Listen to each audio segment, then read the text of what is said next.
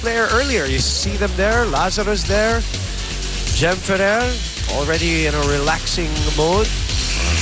Gervasio. And of course, Jorella. Waving at the fans. 5-game winning streak. Guess who they're scouting, Boom? Sino ba sunod nila kalaban? I guess it's UST.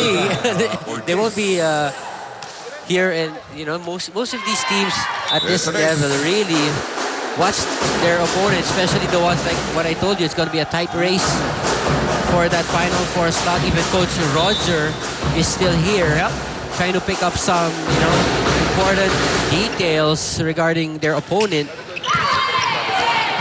As UP gets a point here, 5-game winning streak for them at 6-4. So they were at 1-4.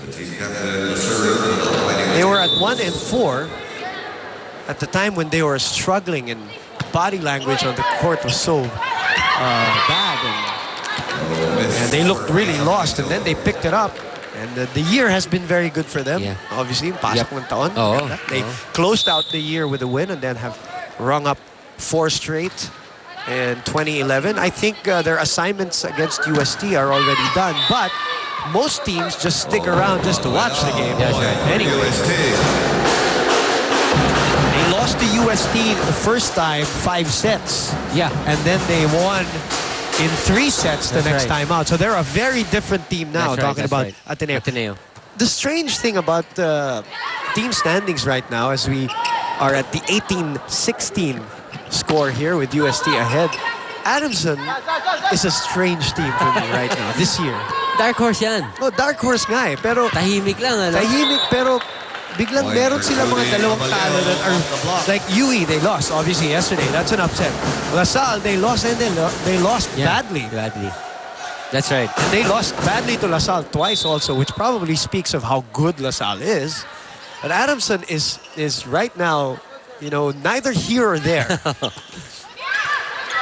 Which is a scary thing. That's right. For these other teams, they never know what to expect, with Adamson. And Adamson really a perennial contender. Correct. You've got the likes of Angela Binting still there.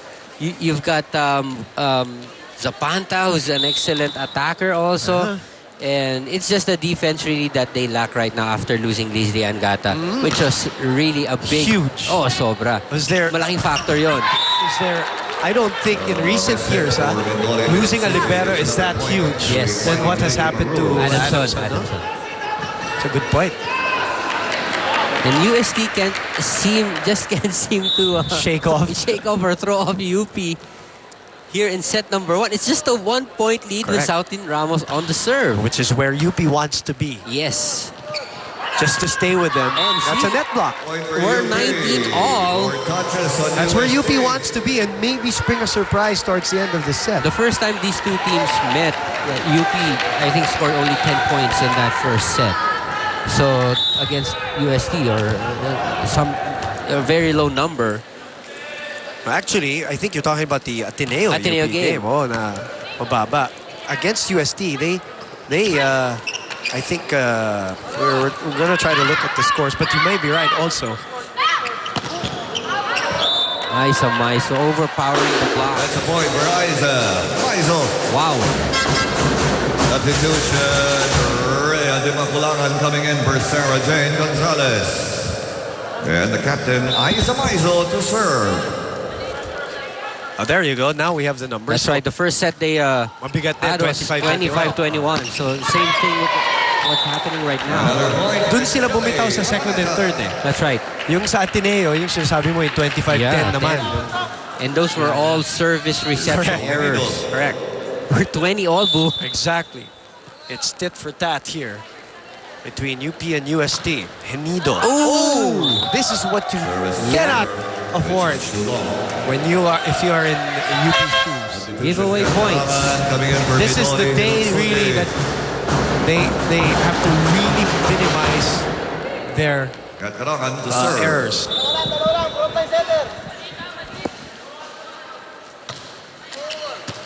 So they have a chance here. Palad quickly. Yes. Wow. They tie the game again at 21 all. Joyce Palad against 2 blockers. Serve And Angeli Joyce Palad Araneta. is starting because normally she comes off of the bench. But today she's starting for UP. Because Quejas is out. Ian, when you were playing, since you gave me permission. Yeah. Did I give you Yes. The fact that you mentioned on the air. UST Tigers. I don't need a confirmation from you in the yes form. Next time I learn to keep my mouth shut. We'll listen first and then I'll ask you a question. Bakit tayo na mayos? Diskarte lang ha? Tapos pag umatake, wala na naman tayong cover. Balik na naman tayo sa dati. Diba? Yung game natin na mabagal, balik na naman. Hindi tayo pwedeng ganun. Ha? Kailangan, receive na maganda, atake cover tayo. Sige, tsaga lang. Isa lang yan. Kapit. UST, Tigers! Is this a case of UST not playing its game? As Coach Shaq? Yeah, that's right. More that? And keeping in stride with the pace that UP is setting. So that's dangerous. Yeah. If you're gonna look at the numbers before going to this match, you would expect by now UST having, or should have coasted along in this first set. And Coach Vip Isada not calling a timeout. And in fact, it's Coach Shaq calling the first timeout of the match. Letting the girls play, Oh, almost saving it. So UP lulling UST into their base. Okay, my question for you: when you were still playing, and we won't talk about the decade. Yeah. Kung anong decade yun, I will just ask: did you experience a long losing streak, a really long one, like a slump? Huwag ka na magyabang. Ayoko lang sa... Inalahan mo ako eh. Gusto ko sana magyabang. But did you ever get to... Just to be straightforward. When the times that you were playing for UST, Let me just add that, well, we even swept one season. Okay, yes. I'll check, I'll check if... I'll have to confirm kung totoo yung sinasabi mo, Ang sama yun. Another good block. At set point, UP, they are beside themselves and they are a point away from snatching one against UST. Kahapon, pag single block, pag single block ang kasi anong binablock nila? Anong binablock ko sa inyo? Hindi alam?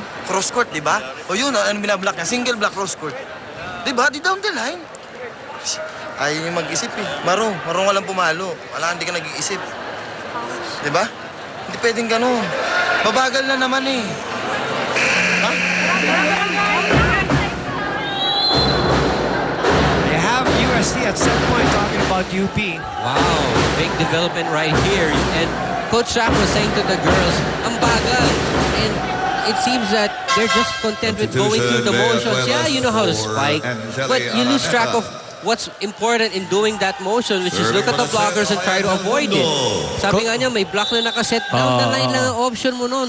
Hindi mo pa ginawa. You know what? Del Mundo, the first time she served earlier, started the game, I thought she stepped on the line.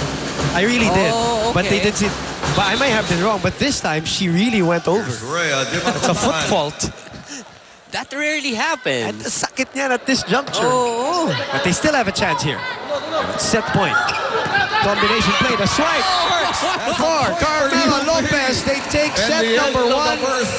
The ladies need this for their morale. They are not healthy.